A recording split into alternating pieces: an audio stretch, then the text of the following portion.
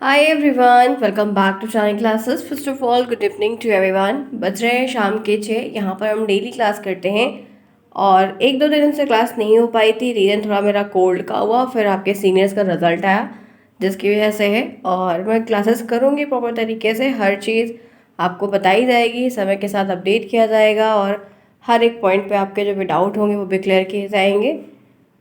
अभी यहाँ पर आज हम संस्कृत का और कंप्यूटर का जो सिलेबस है वो डिस्कस करेंगे और आपके सिलेबस डिस्कस करने की जो क्लासेस चल रही थी वो ओवर होगी और आज के पूरा ख़त्म, सिलेबस पूरा ओवर।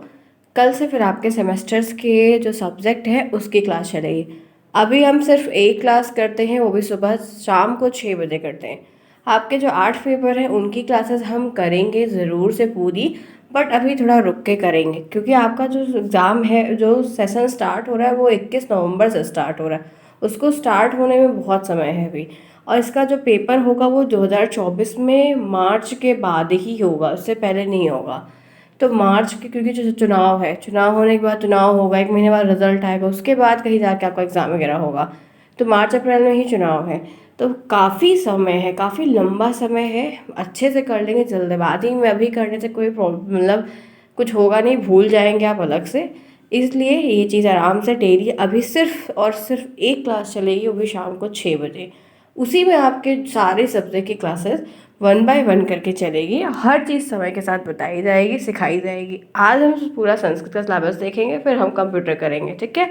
कोल्ड होने की वजह से थोड़ा प्रॉब्लम्स है, धीरे धीरे सही हो जाएगा तो फिर और अच्छे से हर चीज़ करेंगे, ठीक है। आप जुड़े हैं मेरे साथ, मैं हूँ शालिनी। सभी का स्वागत है शालिनी क्लासेस में। ये मेरी तीसरी बैच है, ये मेरे तीसरे सेमेस्टर्स के आप बच्चे हैं, आप जिसको मैं यहाँ पे पढ़ा रही हूँ। मेरा तीसरा साल है ये। तो उम्मीद है कि आपको काफ़ी अच्छा आपको हेल्प मिलेगा, ठीक है। चलिए फिर देखते हैं, सीखते हैं, समझते हैं। प्लीज़ चैनल को सब्सक्राइब करिए, सबसे पहली बात जो कि बहुत इंपॉर्टेंट है। टेलीग्राम को ज्वाइन करिए, लिंक आपको कमेंट बॉक्स में दिया गया है, डिस्क्रिप्शन बॉक्स में भी आपको लिंक दिया गया है, ताकि आपको जो भी क्लास की नोटिफिकेशन होती है वो यहाँ पर नहीं मिलती कभी कभी, क्योंकि बहुत सारी क्लासेस अपलोड होती है तो उसका नोटिफिकेशन यूट्यूब नहीं भेजता है। तो टेलीग्राम पर अगर आप जुड़े हैं और 6 बजे का टाइम पता है तो वहाँ पर आप यहाँ पर भी आकर देख सकते हैं। साथ ही साथ वहाँ पर लिंक दिया जाता है तो आप वहाँ से डायरेक्ट यहाँ पर आ सकते हैं। इसलिए टेलीग्राम ज्वाइन करने को आपको मैं हमेशा कहती हूँ। साथ ही साथ कोई भी प्रॉब्लम्स है, कोई अपडेट है, नई क्लास हुई है, कुछ भी है या तुरंत न्यूज़ कोई आ गई तो वहाँ पर जल्दी शेयर किया जाता है। यहाँ पर वीडियो बताने में, करने में वक्त लगता है, ठीक है। तो ये है 23 बैच की स्टार्टिंग, जहाँ पर हम संस्कृत और कंप्यूटर के बारे के सिलेबस जो है उनके बारे में डिटेल में आज देखने वाले हैं कि हमें क्या पढ़ना है। चलिए, संस्कृत फिलहाल 8 तक रहती है, ठीक है। सीबीएसई बोर्ड और आईसीएसई में तो 8 तक है और संस्कृत हमें 8 तक ही पढ़नी रहेगी। बाकी आप लोगों ने अगर इसमें कुछ और पढ़ा है तो अलग बात है। बहुत बेसिक संस्कृत है।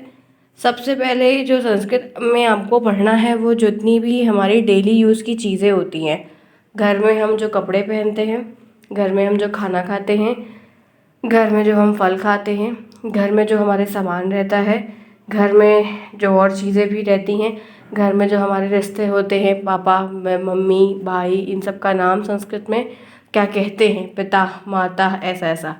और भी जो भी चीज़ें हमारे इर्द गिर्द होती हैं, जो हमारे पशु पक्षी चारों तरफ हमें दिखते हैं, जितने गाय जानवर वगैरह हमको दिखते हैं, इन सब के नाम हम हिंदी में सबको जानते हैं।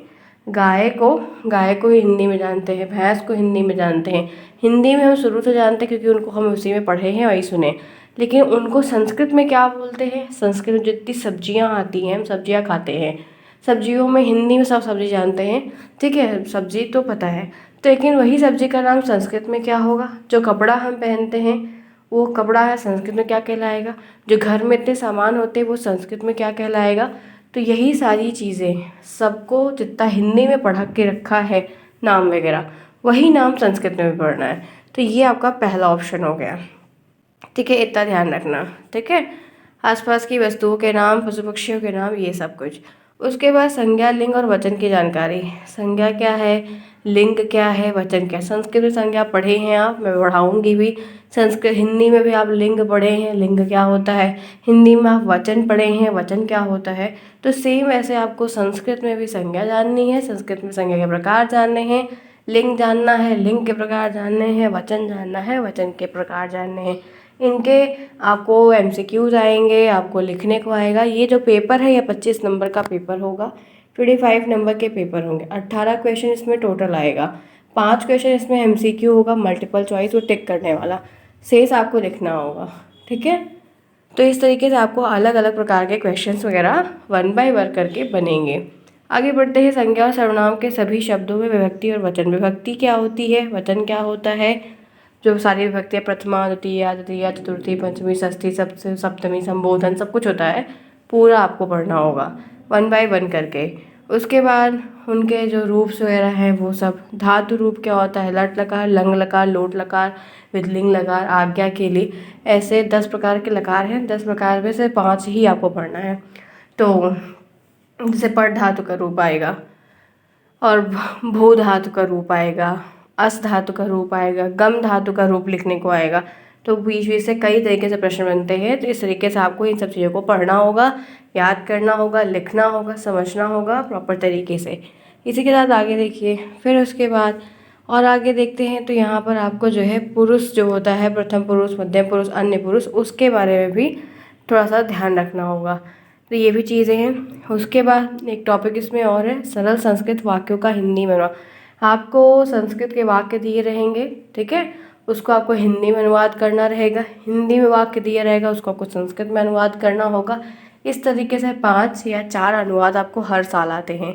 तो आपको संस्कृत में दे देगा तो हिंदी में लिखना है, हिंदी में दे देगा तो संस्कृत में लिखना होगा। उसके बाद है वंदना और नीतिपरक वाक्य। बहुत सारी वंदनाएं होती हैं, भगवान के बहुत सारे मंत्र होते हैं, उनका हमको भावार्थ लिखने को आता है। कभी कभी हमें भावार्थ दे देता है तो उनका श्लोक लिखने को आता है। तो हाँ, ये ध्यान रखना।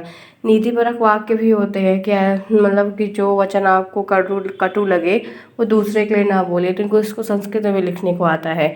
तो ये आपको ध्यान रखना होगा। श्लोक आता है, श्लोक लिखा है, भावार्थ आप उसका लिखोगे अलग अलग तरीके से।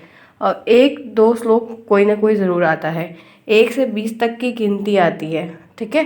तो 1 2 3 4 5 6 हम पढ़े हिंदी में, वही संस्कृत में लिखने को 1 से लेके 20 तक की आती है।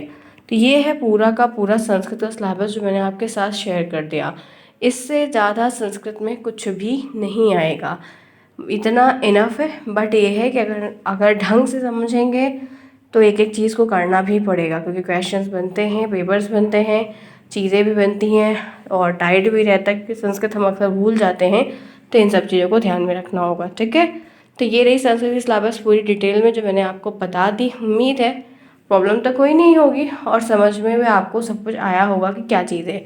अब चलिए बात कर लेते हैं इसी में। आपको फिर मैं कंप्यूटर का भी कहिए तो बता देती हूँ, या आपको नेक्स्ट में बताऊँ, क्योंकि अगर फिर उस तरह क्या रहेगा कि आपको एक एक की जानकारी रहेगी कि क्या क्या चीज़ें किस में हो रही हैं, और आपको प्रॉब्लम नहीं होगी। नहीं तो आपको दोनों में एक में मिक्स हो जाएगा, क्योंकि कंप्यूटर का जो सिलेबस है वो काफ़ी बड़ा है। ऐसा करते हैं फ्रेंड्स, संस्कृत का सिर्फ आज डिस्कस कर लिए हैं, बता दिए हैं, ताकि आपको क्लियर रहे कि हाँ एक बार जाके देख लो। PDF इसको टेलीग्राम पर मैं भेज दूँगी, तो उसमें आपको ये सब कुछ मिल जाएगा। तो कंप्यूटर का मैं आपको कल बता देती हूँ, परसों से फिर आपकी क्लासेस कर लेंगे, क्योंकि समय बहुत है तो आराम से हर चीज़ करेंगे। आप लोग अभी बिल्कुल परेशान ना होइए, ना नोट्स के लिए, ना बुक के लिए, ना किसी चीज़ के लिए। अभी सिर्फ समझिए पूरा, पहले माइंड मेकअप करिए कि क्या है, एडमिशन पूरा ले लीजिए, सब कुछ हो जाए, उसके बाद नेक्स्ट स्टेप सोचिए कि अब आपको अच्छे से करना है। हाँ ये है कि एक क्लासेस एक टाइम पर पंचुअलिटी के साथ लीजिए, जो मैं एक आपको यहाँ पर 6 बजे डेली ले रही हूँ, और आपको हर एक बात बताऊँगी समय के साथ। सारी चीज़ें यहाँ पर फ्री ऑफ कॉस्ट रहेगी, सबको क्लासेस यूट्यूब पे सारी फ्री मिलेगी। मैथ की भी हम करेंगे बहुत अच्छे तरीके से।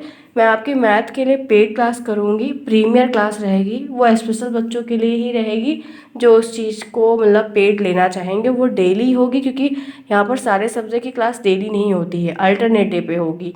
कभी कुछ सब्जेक्ट रहेगा तो कभी कुछ रहेगा, लेकिन जो प्रीमियर क्लासेस होगी यूट्यूब पे, वहाँ पर डेली मैथ की क्लास होगी। डेली मैं आपको लाइव क्लास लूँगी मैथ की, क्योंकि एक क्लास मैं डेली चलाऊँगी, लेकिन वो क्लासेस प्रीमियर क्लास होगी। प्रीमियर क्लासेस वो क्लासेस होती है जिसपे आपको मंथली फ़ीस पे करनी होती है।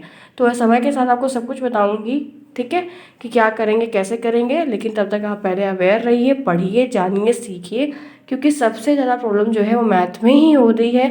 मैथ में ही बैक लगती है, और सारे सब्जेक्ट में सर भी लगी हुई है। समय के साथ बताएंगे सब कुछ, लेकिन अभी आप आराम से एक एक चीज़ को समझिए, और समझते बाद कोई डाउट है तो पूछ लीजिए, आपको बताया जाएगा।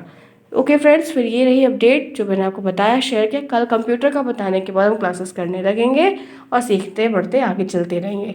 क्लास पसंद आई है तो लाइक करना बिल्कुल नहीं भूलेगा। कोई डाउट है तो बी फ्रैंकली आप पूछ लीजिएगा, जो भी मन में सवाल हो वो पूछ लीजिएगा, हम आपको बता देंगे। मिलते हैं फिर नेक्स्ट में। Bye bye, take.